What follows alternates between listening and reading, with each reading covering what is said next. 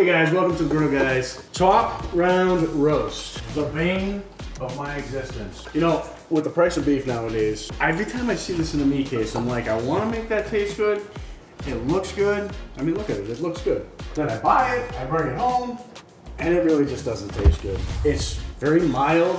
It's very, very chewy. Ridiculously easy to overcook and super lean.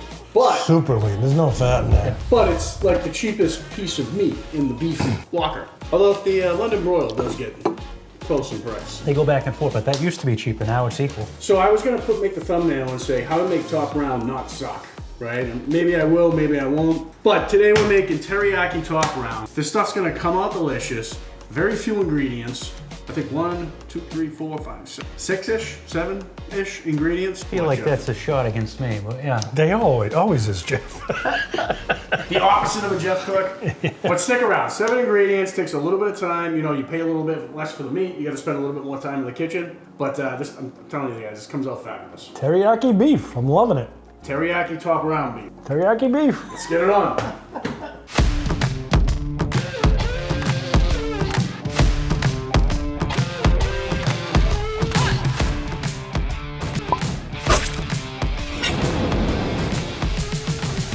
First off, light bulb's replaced. It wasn't this one, it was this one. Oh, you wise guy. Hey, you guys want to hear something funny? So after getting all the comments about the light bulb that was out for 3 weeks, I'm like, you know what? I'm gonna buy LED light bulbs. Here's the messed up part. When I turn them off, they don't go off. Because they don't create enough draw for the dimmer switch. That's off. Yeah, you gotta switch the switch. So they stay on like this all night long. So that will last not as long as you want to. Again, I was like, I'm sick of getting the comments. So I went LED and now I have 3 night lights that light up the kitchen all night long. Anyways. Probably looks good at night when no one's down here. I guess, yeah. Anyways, yes, the light bulbs have changed. So what do we have for ingredients? I am gonna post this in the description of the video. So if you guys, it's not very printable, but you can cut and paste and print it. So we have a 1/2 cup soy sauce. I like the Kikkoman naturally brewed. I do 3 dashes of fish sauce. Fish sauce is one of those things that's pretty potent. Don't do too much. You know, it's kind of like garlic salt and kind of like smoking, you know, when you smoke something on a smoker. Overdo it. If you overdo it, you know it quickly. Yep. Okay, so I do 3 dashes. Same with the ginger. Same with the ginger. Jeff taught us that, right? It's not true. Yes, it is. We ate bok choy that just made your ears smoke. We're gonna use a 1-inch piece of ginger, 5 or 6 garlic cloves, up to you. Depends on the size of the garlic cloves. A full cup of sugar. What's not here is a cup of water. And then baking soda. We're gonna use a 1/4 teaspoon of baking soda, which is not a lot, but we're gonna marinate in the baking soda. So we're gonna leave it in the baking soda for as long as you guys can. To help break it down? Yes. Can you leave it too long? Are you worried about that? With any normal cut of meat, yes. With top round, that is so tough. No. What's ideal for time to marinate? 8 hours. Wow. That long. Wow. Yeah. Yeah. Top round is. It's tough. It's tough. Did you bring your sleeping bag, Jeff? I didn't tell you guys we're having this for breakfast tomorrow. Yeah. All right, so that's it. That's the ingredients. The beef, the top round. This has been in my freezer for about 45 minutes. So the reason I did that is it's just gonna make it easier to trim. So let's get to that. And guys, like, subscribe. Please, like, subscribe, Oh, yes. share, make rice. I gotta make rice. Guys, like, subscribe. Chris is gonna make rice, and I'm gonna get to trimming. Here's the first trick to getting super tough top round to taste tender. Slice it super, super thin. So this is one of those cuts, right? You have this in the middle of it, and that is like rubber. It is absolutely unchewable. So you gotta get that off. I used to get in here with a knife and like try to trim, and then I just kind of like figured out if you get a good grip and tear. Wow, you're strong. Right? But you have to get all this off. You have to get, with top round, every little piece of fat is inedible. So you gotta pull it apart and get it down to a point where you can trim everything you see off. You know, with like steaks, there's the good beef fat, you know what I'm talking about, Jeff? Oh yeah, ribeye that Chris cut out the other week. Yeah. So there's the Duncan good fat. loved it though, no matter what he says. On top round, there is no section of good fat at all. Did you guys just happen to catch that angry face Chris gave me? Poor dog. Wasn't angry. Well, you know what? It's a good conversation for people out there of who feeds their dogs table scraps and who doesn't. I'm guessing everybody leave does. us in the comments. No, but like religiously, yeah, sometimes you drop food, you let the dog eat. But are you really, every dinner you have, lunch, breakfast, dinner, giving some of that people food to your animal? I do not, but let us know what you do. Well, I might be letting you know sooner than later because I think June's shopping right now. Oh, For a puppy? Yeah. are we going to the boxer or something different? We're going to a pound, so who knows? We'll see. Wow, you might end up with a golden. When you say a pound, do you mean like MSPCA. yeah, type. an adoption? Yeah, pound like I told her to pound sand when she asked me for another dog. But that doesn't work, so. Yeah, you know, it's not a big commitment. I wouldn't worry about it. It's also not a long commitment either. Yeah, and you know what the worst part is? If you get like a mutt from the pound, it's gonna last forever. Right, I know. So guys, I'm telling you, be particular about this. You want to get every last stitch of white off, because if any of that ends up in your mouth, you're going to be chewing it for a long time. Even when you sous vide, that doesn't break down. Yeah. I swear you could make like a mountain climbing rope out of this stuff. Well, that's why, you know, you trim a roast all the time. You're taking that off. Surprised you're not using your fillet knife, Nate. You know, you're right. I probably should use my boner knife, Yeah. but I guess I had this one out, and that guy looks pretty good. And this guy looks Good. pretty good. This guy, who knows what's going to happen to There's him. not He's got much like there. fat everywhere. Oh, there's a little bit of meat there. That's what. Not to me, she didn't. So that's what we have.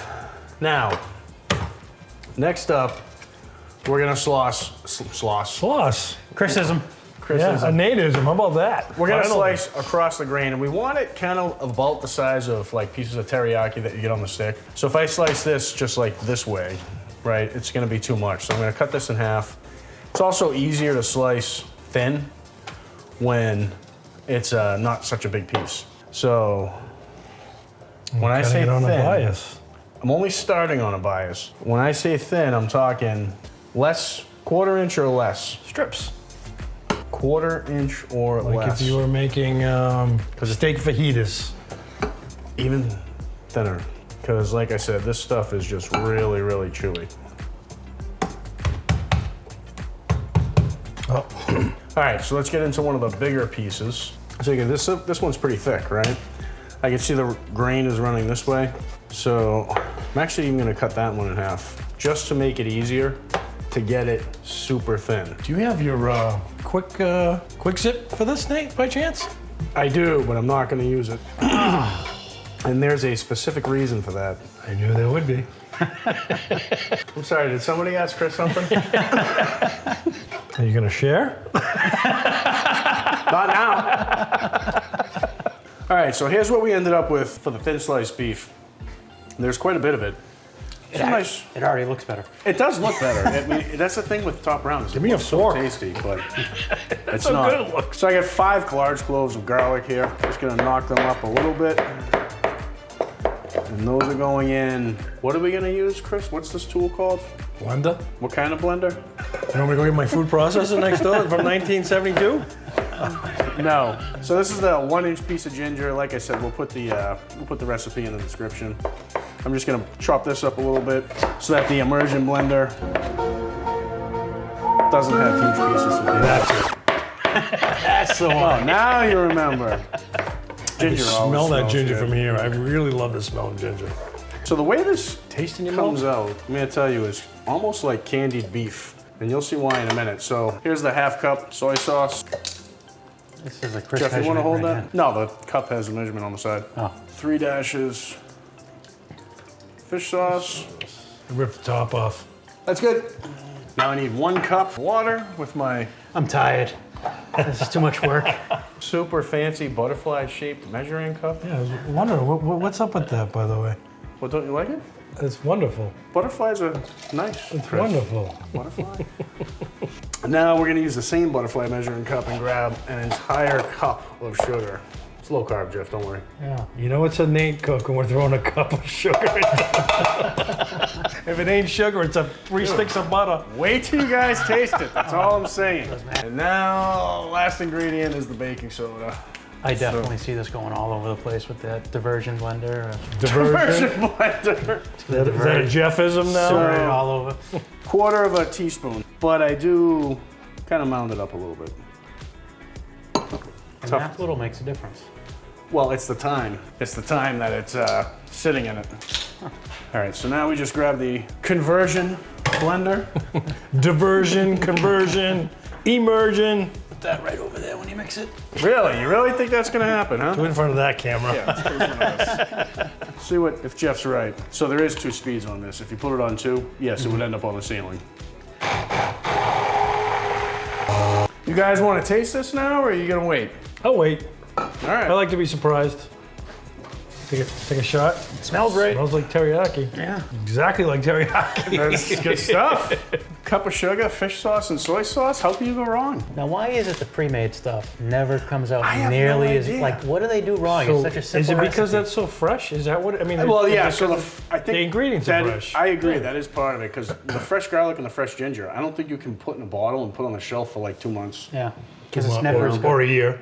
Or yeah, right. Or a year. All right. So now we are at the point of marination, and normally I marinate in a bag, right? Easier cleanup. In this case, I'm gonna recommend you do not marinate in a bag. And the reason why is because the meat is so thin and malleable and flexible. What happens is all these pieces, when you throw them in a bag, they stack together and they twist up and they become this little meatball. And then you try to get that on your griddle and you sit there for 10 minutes pulling it apart, okay? So they become a Jeff? He's a little meatball now. So the plan here, oh, it smells so good, doesn't it? The plan here is we're gonna go piece by piece, do a dip in the marinade, and lay it down in a bowl. I know it's extra effort, but like I said, guys, you're saving money on the meat, you gotta spend a little extra time in the kitchen. Then it goes pretty quick. I'm lost on this now. If you layer it like this, you're guaranteed that you have full contact with the marinade, and when you pull it out, you can pull it out piece by piece and put it on the griddle. You're not gonna be fighting with a giant mass of twisted up meat, which is a somewhat accurate description of you. Okay, good talk. This is interesting to me, but I do like that I can smell the marinade from here. Right? Oh yeah, It's unbelievable. potent stuff. There's something different about fresh teriyaki, homemade Oh, yeah. teriyaki sauce. Well, it's so simple, too.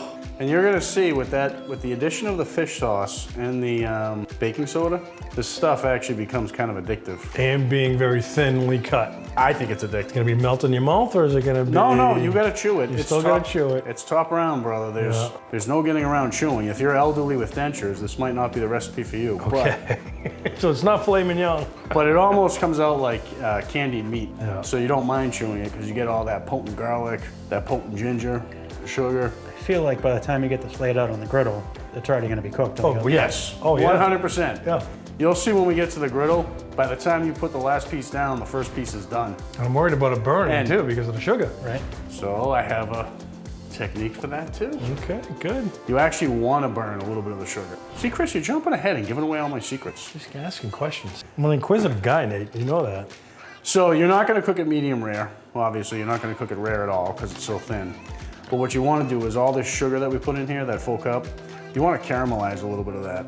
And that, you don't want it burned because no one likes the taste of burned sugar. But that little bit of caramelization just really kicks up the flavor. It comes out so good. It's going to be the best cheap beef you've ever tried. There's your title. I don't know that. What was that beef that you did with the chainsaw there? The Oh yeah. that came out really Steak good. on a stick, wasn't it? Steak on- yeah. Yeah. I'm trying to think of the cut though. That was a rough cut. It'll come to me. That ended up coming out really good. Yeah, I know they call it a culotte, but That was the bottom round. Yeah. That might have been the bottom round. believe it or not, I like bottom round better than top round. Top round is just like there's nothing you can do with it They're except usually this. right around the same price, aren't they? You find bottom round has a little more flavor? Yes, bottom round I definitely find has a little more flavor. Chris, thanks for all the help with this. Yeah, I'm good. It's too much work for me. Out of gloves. I would have put them all in the bowl, shake the bowl up, put a cover on it, shake it up, make sure I go left, right, all done. It'll take like 10 seconds. That wasn't bad. Yeah, it doesn't take too long. What you don't want to do is if you add too much marinade, it's just gonna make everything float and everything twist up. So you just want to cover a little bit, just like that, right? And now, when we get to the griddle and we pull it out, we can pull it out piece by piece. So ideally though, this goes in the fridge for 8 hours? 8 to 12. 8 to 12 hours. All right, we'll see you tomorrow. Do we have a batch in there? Nope, nope. Pull up a chair. Oh, jeez. All right, let's head out to the griddle. Liquor store. All right, so while we warm up the griddle, we're having the beef, rice, and then I need a side vegetable. So I like something that kind of cleanses the palate because there's some real strong flavors coming from the beef. So I'm gonna go with cucumber. You know, it's crisp, it's neutral. You know, it's sort of the opposite of the intensity of teriyaki. So I don't like the seeds in my cucumber. So I used to take a spoon and clean them out, and now I have this sort of quicker trick. I still use a spoon. I take the seeds out too. You haven't seen my trick yet. I have not. And I make a salad pretty much every day, so I end up peeling and cleaning a lot of cucumbers. So, long way in quarters, and then I just get it right up to the edge of the cutting board, and you see that line like where the seeds meet the flesh. And just take the blade and come in with just the tip. That's right under that. Right under that. Pull that off. That's certainly cleaner. That goes in the trash. Seeds That's are gone. certainly cleaner. Right, you're not spraying the seeds all No, you're over not getting the it place. everywhere, and you actually. Because that's what happens. I scrape the seeds and I end up with cucumber juice like 4 feet away. So I on the kind of floor. like that, but you know what? Sometimes when you do make it for like a party dip, you know, if you're doing like a vegetable dip, Yeah. you kind of like to keep that. I do like yeah. that. I like how Chris almost got in there to help. Yeah. Almost. Well, what I like is when Wow, Nate, I'm impressed by that. you're Thank making you. the kids That actually helps. kids lunches in the morning. I got like 50 things going on. I'm trying to throw together healthy salads for lunch. And you don't want to use the back of the knife because then you don't have any control. Yeah, So I just use the top. I like that. And then this is just me. So let's close up, make sure there's no seeds in there, Jeff. Make sure there's no seeds. Don't worry, Chris, you'll be fine. This is just me, but I actually, believe it or not, I like to dry them. I feel like it makes it a little crisper. So I grab a paper towel and I do each side. So what about those English? Cucumbers. Yeah. The Do they have seeds in alleged them? seedless? Yeah, there's a ton of seeds. Do they in still them. have them in there? Yeah. I do buy them sometimes. Smaller seeds. So then, to make it a little fancy, I cut them a little long. So that makes a nice side, right? Nice and crisp, nice and summery. You can throw a little vinegar and oil on there if you want, but you don't have to. Or sugar and butter. Oh, barbecue sauce. See how beautiful that is? Well done. This is almost starting to look healthy. Trust me, when you taste the beef, you will change your mind. You're gonna be like, oh, that is decadent. First part of the dish is done. right. And the griddle should be nice and warm. Yep. Let's go cook. So folks, this is gonna go quick. Need a decent bed of oil. Spread that around. And Look how good that's working. See how good that's working? Look at that. It's always going right into the pan. When I say quick, I'm talking less than, I don't know, 4 minutes, 5 minutes, start to finish. I was thinking like a minute and a half aside, if that. Yeah. Well, you gotta give it, so what happens is it sweats a little bit because all the marinade comes out. Oh, yeah. And you gotta give the marinade time to brown up. I'm interested to see how you lay it down. Do you dump it all? Do you do one by one? I'm doing one by one. Nate's a one by one guy. Well, that was the whole point of layering it into the bowl, right? And he really did go out of his way to marinate these ahead of time for us. Yes. Notice the different bowl. So watch, Chris. Now I can pick one off and lay it down. Right? It's not all clumped together. Make sure I got good griddle contact. We should mention, even with that sizzle, we're on low heat because it is a Camp Chef. Yeah, you can. Let's actually bump that up to medium for now. Okay. Just because I know the marinade is going to pull a lot of heat out of this. Yep. Oh, see how conveniently I can pull off piece by piece? It's not all mixed together. Yeah, smells good. No meatballs. No little Jeffs. You know, I can hear you, right? Oh, sorry, Jeff. You know, he keeps losing weight. You won't be able to use that joke. Well, he's a little meatball. He used to Oh, be, little- oh, he I used to be a getcha. big meatball. Now he's a little meatball. Now, you can't really overcook these. Much like when you get teriyaki at the Chinese food place, it is definitely going to be brown, gray all the way through. Wow, smell-o-vision, know. you need it. Oh my God. My God, my Lord. That smells good, Nate. I wish you could move faster. I'm trying. You'll be eating quickly, let me tell you that. Wow, it smells so good. So this was one top round roast, and you guys can see, I think I paid about $9 for this. You guys see quite a bit out of it. How many pounds was it? 2 pounds? Not even. Less than 2? Yeah, a little less than 2. By the time I get to this end, I gotta go back and flip the other end. I think you need a bigger griddle. I know. But you guys can see how I'm pulling these out and nice and flat. I'm not fighting with them to lay them down. That's why I didn't use a sandwich bag. Looks like my half strips of bacon, Jeff. Yeah. All right, that should be it. And let's go back to the first piece. Start flipping them. A little bit of color is okay. You don't want it burning. And I'm gonna give this all just one more squirt of oil. Just because I saw it starting to dry out. He wasn't helping. He's poured himself another drink. Yeah, that's a nice color.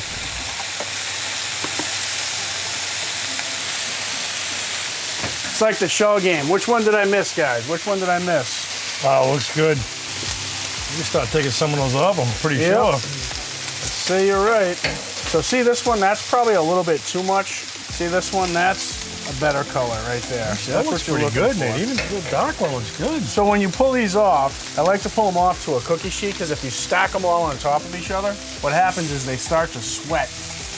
And instead of having that nice caramel flavor that you get from that, they get kind of mushy.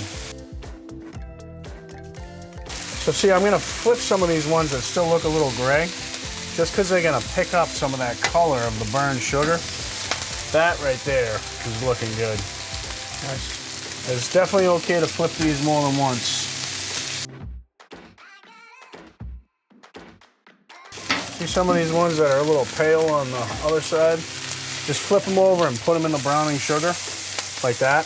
And they're gonna pick up the color you want real quick. Greatest thing about the griddles, look how even everything is and it's all doing it at the same time. This Camp Chef, no complaints, dude. And yes, Chris, you're right. We should show cleaning the griddle because there's a lot of burnt sugar. I'm gonna throw everything down low now, pull the rest of these off. Your hands getting warm? I'm good. Let me get another tray. No. How do you get one top round to feed 37 people? Now you know. One more. That's it. That's it. What was that, 5 minutes tops? I think it's a 1, 2, 3. Yeah. All right, so you guys can see how beautiful that came out. Thank you for the help, Jeff, Chris. Right now, the griddle is smoking like a mofo because we have all that sugar left on there. We're gonna do the final plate up here. Just start layering some of this, you know, essentially candied beef, right?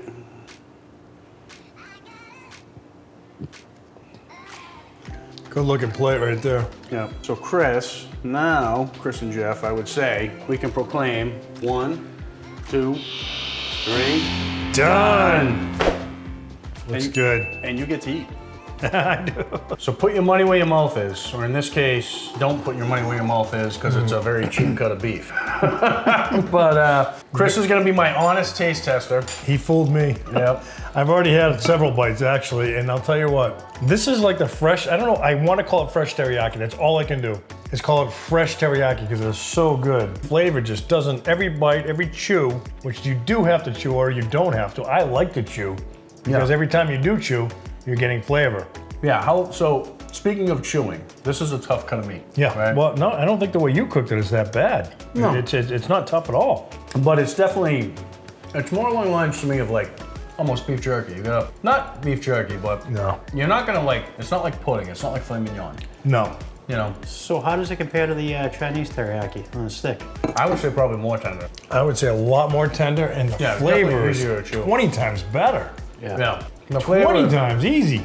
flavor is very intense. I'm getting a lot of ginger. The lot of ginger, a lot the of sugar. garlic. It's just a great, I want to say smooth teriyaki. It is like a smooth, perfect teriyaki. Highly addictive. I'll tell you what, you did well, man. I'm very, very pleased with this. Me too, especially for the price. But the problem is, so I did a test batch. I ate almost a whole test batch myself. I can see that happening very I'm easily. like, this is not good for me. I do want to just keep chewing even though I don't have to. It's time to swallow, but. Yeah. All right, easy guys. you. Give this one a try yourself. Show up money, feeds a lot of people. Honestly, if I were tailgating, I'd probably have to make like 5 times this much and just keep making batches because you know people are gonna keep coming back. You could go on for an hour, just every 10 minutes turning this over. Yeah. Could be gone. And it literally takes, what, 3 minutes on the griddle? Yeah, Cook? yeah. Like, subscribe. Thank you for watching. See you on the next one. Cheers. Cheers. Cheers, guys. Griddle Nation.